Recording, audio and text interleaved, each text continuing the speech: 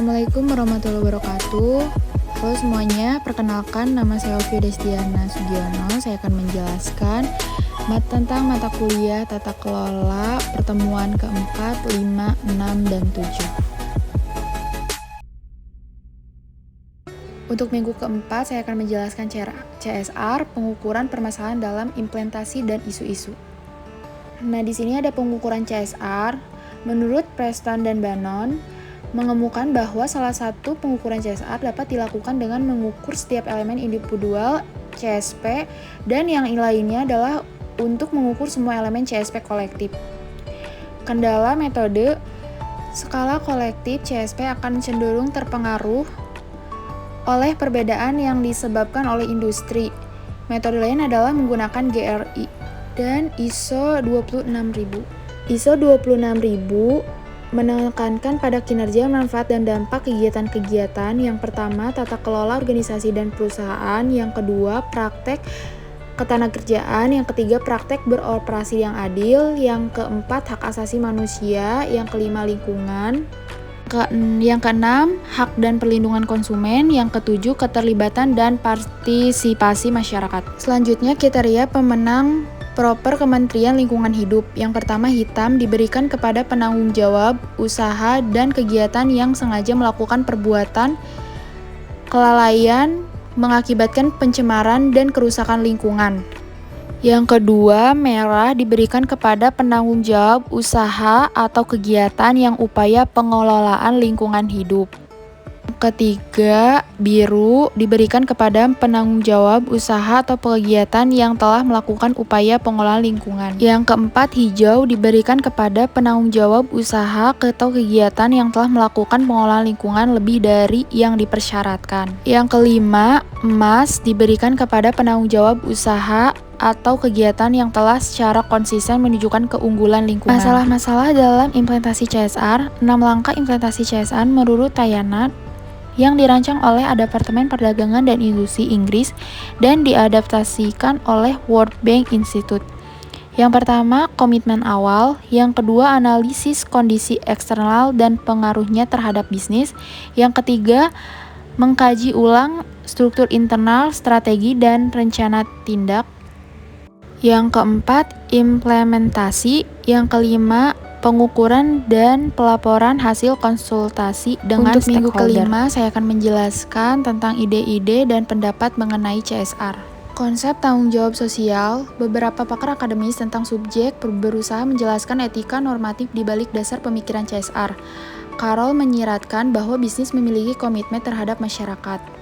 Dia mengisyaratkan bahwa bisnis diwajibkan untuk terlibat dalam kegiatan ekonomi, hukum, etika, dan kebijaksanaan. Saat ini, gerakan sosial yang paling penting adalah hak sivil, hak perempuan, dan hak konsumen.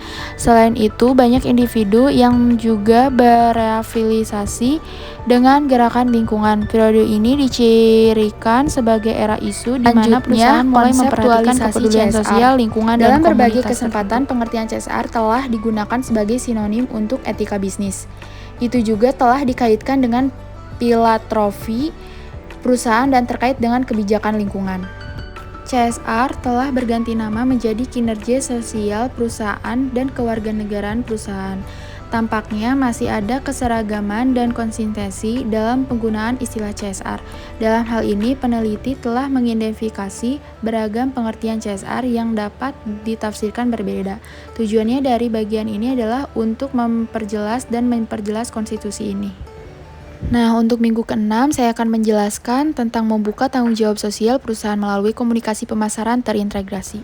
Legitimasi pengorganisasian dan pengaruh stakeholder. Penelitian Darkin tentang advokasi karyawan menunjukkan bahwa sekitar sepertiga karyawan telah menyarankan seseorang untuk menggunakan perusahaannya karena telah bertindak secara bertanggung jawab. Karena karyawan biasanya memiliki jangkauan yang luas di antara kelompok pemangku kepentingan lainnya melalui ikatan sosial mereka dan sering dianggap sebagai sumber informasi yang accountable.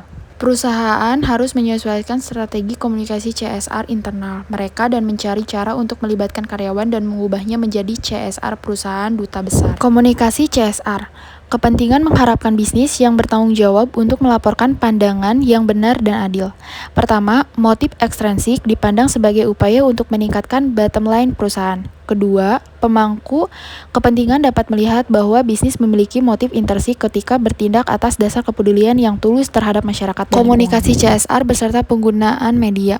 Yang pertama, untuk terlibat dengan penggunaan online dan memanfaatkan publikasi positif yang timbul dari pemasaran dari mulut ke mulut dan platform digital. Kedua, alat pemantauan yang efektif karena dapat menampilkan sinyal peringatan tentang topik yang sedang tren. Yang ketiga, pelaporan lingkungan, sosial, dan tata kelola di situs web perusahaan sebagai besar pemangku kepentingan termasuk karyawan, investor, pemegang saham. Selanjutnya, untuk minggu ke-7, saya akan menjelaskan tanggung jawab sosial dan sustainable investing. Investasi bertanggung jawab sosial, perencanaan keuangan, dan penasihat investasi untuk reksa dana yang bertanggung jawab secara sosial karena investasi ini tidak populer di industri jasa keuangan. Saat ini, instrumen keuangan yang disaring secara sosial telah menjadi pasar yang berkembang di sebagai besar negara maju. SRI adalah prinsip pedoman yang mendorong strategi investasi berbagai dana dan rekening. Investasi bertanggung jawab sosial. Yang pertama, pendekatan investasi dampak. Yang kedua, investasi positif. Yang ketiga, advokasi dan keterlambatan pemegang saham. Yang keempat, investasi komunikasi. Yang kelima, dana yang dikendalikan pemerintah. Penyaringan investasi yang bertanggung jawab. Investor harus memilih perilaku perusahaan positif atau negatif untuk difokuskan. Mereka perlu memutuskan seberapa penting untuk menugaskan setiap jenis kegiatan yang bertanggung jawab. Mereka harus menilai perusahaan secara kuantitatif pada kriteria ini setelah memeriksa totalitas aktivitas bisnis mereka. Terakhir, mereka harus menghubungkan skor ini dengan komposisi portofolio mereka. Oleh karena itu, tidak mengherankan jika investasi tanggung jawab sosial mencakup sebagai heuristik dan pilihan investasi akhir.